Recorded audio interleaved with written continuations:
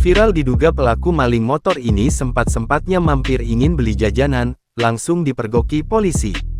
Tengah beredar video yang memperlihatkan diduga pelaku maling motor dengan santainya mampir ke salah satu jajanan usai melakukan aksinya viral di media sosial. Video viral tersebut salah satunya diunggah oleh akun Instagram Akeong24jam, CCTV dan @liputan_cikarang. Berdasarkan keterangan unggahan, kejadian tersebut terjadi di Jalan Raya Masjid Ar-Rohmah, Desa Pangongsean Kecamatan Torjun, Kabupaten Sampang, Jawa Timur. Dalam video tersebut, nampak seorang pria yang diduga merupakan maling motor menghampiri pedagang jajanan. Ia tampak mengendarai motor Matic berwarna merah.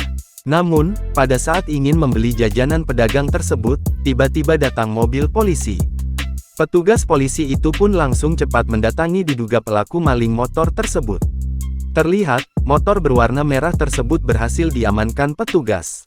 Namun, maling motor itu pun sempat kabur dan dikejar polisi. Sontak saja, unggahan tersebut pun kini mengundang berbagai komentar warganet.